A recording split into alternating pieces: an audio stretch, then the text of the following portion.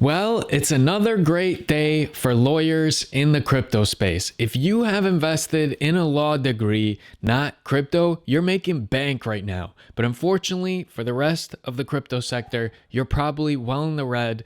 And today's bad news comes in the form of BlockFi filing for Chapter 11 bankruptcy, which is basically they're running to the US government and saying, hey, help us out with your laws. Now remember, Chapter 11 doesn't mean that you're completely liquidating and you're done. It just means that you are renegotiating your loans and reconstructing the business a little bit.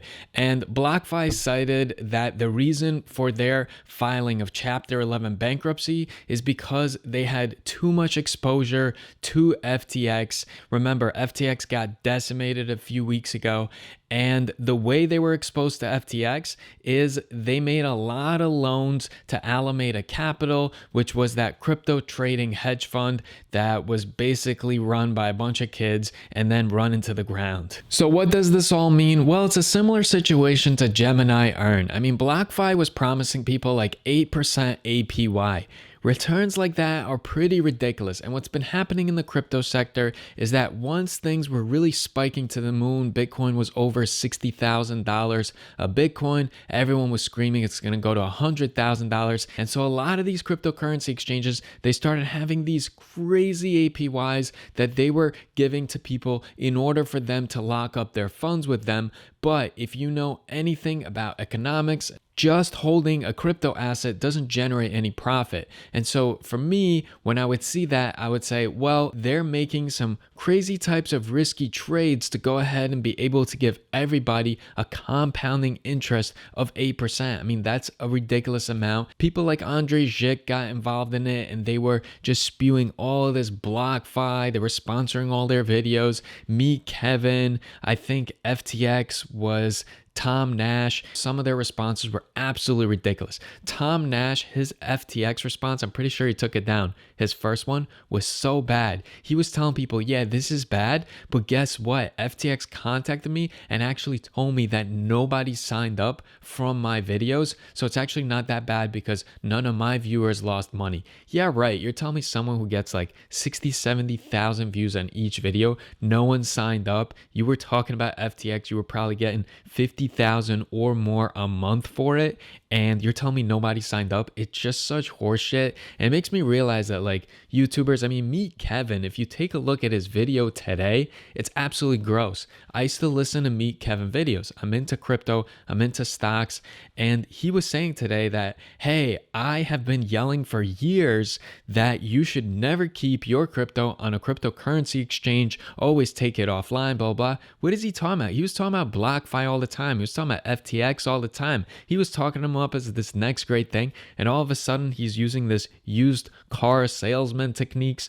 to get out of it or save face. I think it's gross. If you were wrong, you were wrong. Just admit it. And so I went off on a little bit of a tangent, but I want to leave you with this thought that right now, everyone who didn't have money tied up in FTX or Voyager or Gemini Earn or BlockFi, they're just making memes. They're ripping on everyone that's losing money, and they're ripping on everyone that promoted it. And I just want to remind you that there's real people behind this. And when you lose money, whether it's in your business, whether it's at work, whether it's just some sort of family tragedy happened and you had to spend a lot of money, it hurts a lot and it affects your mental health. You get down, it impacts your relationships, it impacts your friendships. And so just realize that some people, they are hurting right now. Me personally, thankfully, I was never involved in BlockFi, Gemini Earn. I never really trusted that aspect of crypto with the whole 8% APY. I mean, some of these exchanges were offering like 30, 40% APY if you go ahead and lock up something with them. And I just thought that can't be right. This is clearly a Ponzi scheme, or they're doing some sort of arbitrage that other traders don't know about. But the markets at this point in the crypto space, they're efficient. Like if there's a loophole, someone else is going to come in and make money with you, and then those margins are going to get really small. So to promise everybody 8% or more to lock up funds, it's clearly going to end as a disaster. So my intuition was right. I never invested in BlockFi, I never invested in FTX, I never held money with Gemini Earn.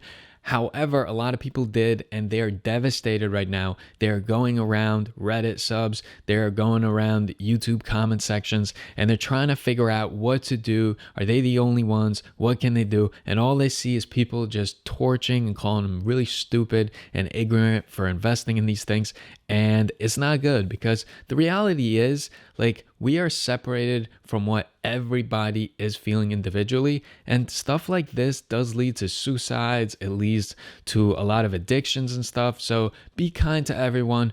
Chill out, learn from this, have some perspective. And if you got caught up in it, just zoom out. Zoom out for a second. Remember, you're still above sea level. Everything's all right. It's just a little bit of money. If you're in Gemini Earn or BlockFi situation, you might even get all of your funds back. You don't know, so don't jump to conclusions quite yet. And if you're somebody that watches channels like me, Kevin, Andre Zick, Jeremy Financial Education, and all these various types of financial YouTubers, please be mindful and careful to take their advice and do your own due diligence. Go ahead and research as much as you can, verify the information, and just understand as much as you can about the markets if you're going to continue to participate in the markets without a financial advisor and just do a lot of the dealings yourself.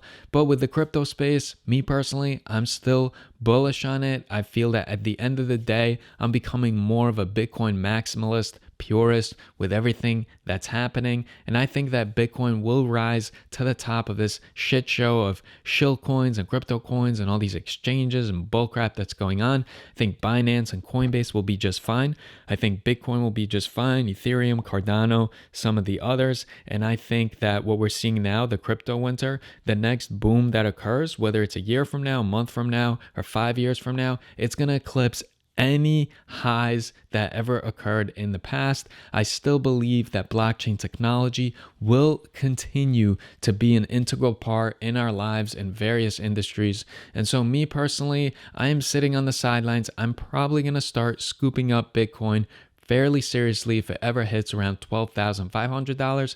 I do have limit orders set for Ethereum at $825, but with the state of everything that's happening, I don't know if I'm too excited about getting in yet. But I do have to say, and I'll finish it off with this, the fact that BlockFi filed for bankruptcy and the price of Bitcoin and the crypto market overall didn't even budge, it didn't even tank on the bad news, that can be an indicator that we are close or actually at the bottom of this cycle of sell-offs in crypto winter.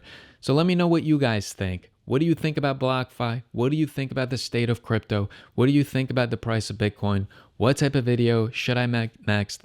Let me know. I appreciate you guys. I love the process of creating these videos. And so I'm going to keep at it. And maybe one day I will get to be a sponsor by a BlockFi type of entity and make a little bit of money before they eventually go under.